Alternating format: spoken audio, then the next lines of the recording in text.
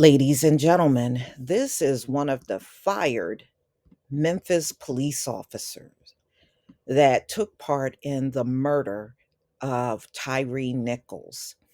And, whenever you see these cops that will murder an unarmed black man, or they'll beat and taser and just go all over the top over something that is clearly a misdemeanor, usually these cops have a pass and they have a history of doing these things.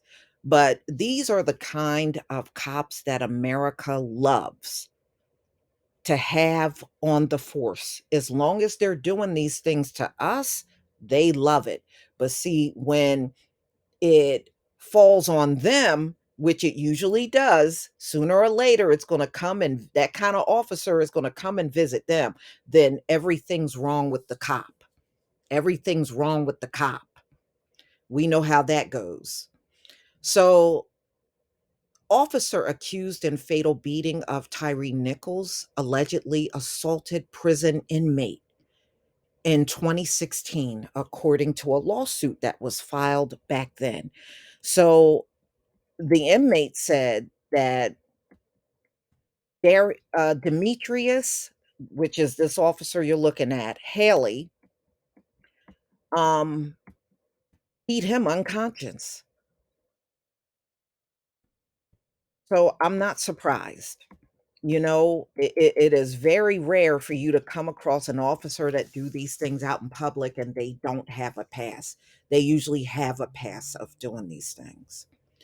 So, one of the five former Memphis, Tennessee police officers accused of murdering 29-year-old Tyree Nichols during a traffic stop this month was accused in 2016 of participating in a prison assault that left an inmate unconscious.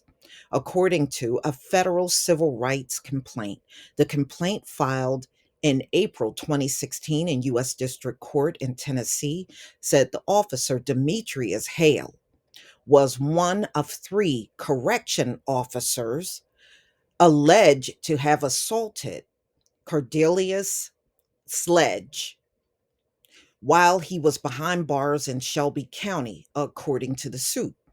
The suit, which Sledge filed without a lawyer, was dismissed in 2018 after a judge found that he did not properly serve one of the defendants with a summons. Judge Thomas Anderson did not address Sledge's allegations at that time, and the case had came up March 2nd, 2018. According to the complaint, Sledge said that on May 16th, 2015, the officer searched his cell block in Shelby County Division of Corrections, which houses inmates serving misdemeanor sentences and felony prison terms up to 12 years. The officers, what they did was they said they saw smoke coming from his cell. That's what they're claiming. And they accused him of flushing contraband down the toilet, according to the suit. Sledge accused Haley and another officer of punching him in the face, according to the suit. A third officer picked Sledge up and slammed him face first into a sink and onto the floor. And that's when he blacked out, according to the suit, adding that when he awoke, he was in the prison's medical unit. Mm-mm-mm. So Sledge, who was an inmate at that particular time, I don't believe he's an inmate anymore. He said he wanted these officers to be held accountable for what they did. They tried to reach him by phone, but he had declined to comment. Haley did not respond to a request for comment on Tuesday. Efforts to reach the other two officers involved were unsuccessful.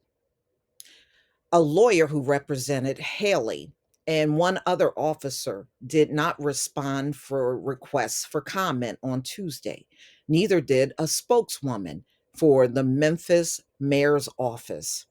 The Shelby County Division of Corrections did not respond to a request for comment Tuesday night.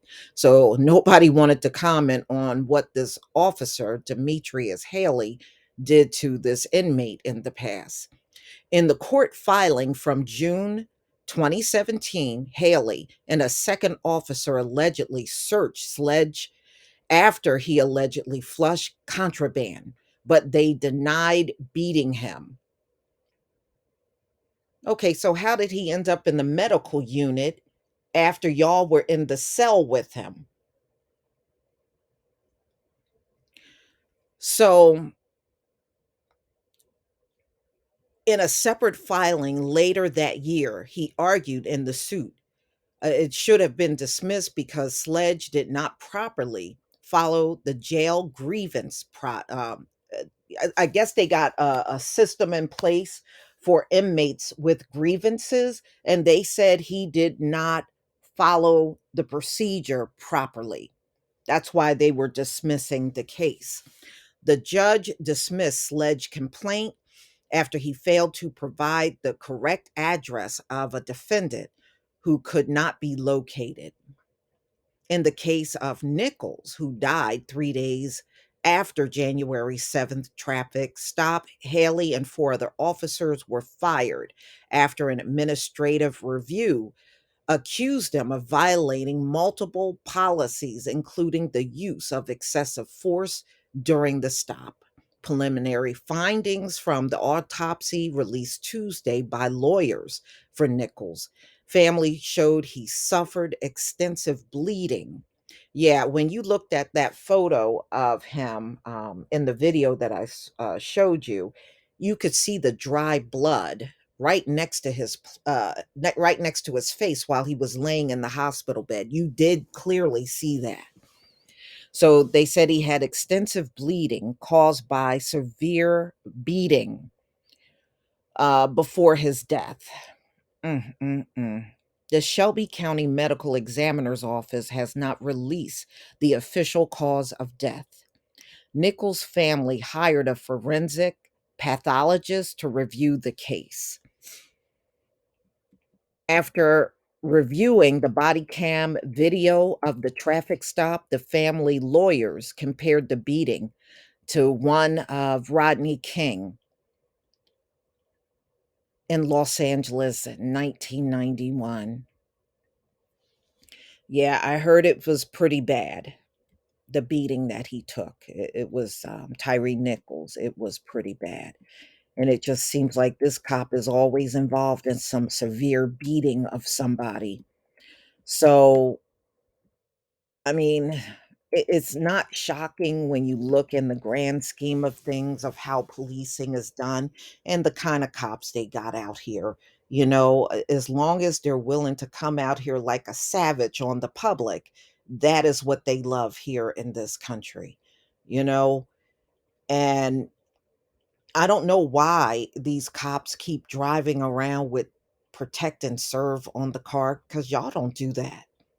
Y'all don't do that at all. You need to really get that off of every police car in the country, as far as I'm concerned. But y'all, please tell me what you think about this video. Please leave your comment and subscribe. Don't forget to hit on the notification bell, and I'll see you on the next video. Peace, family.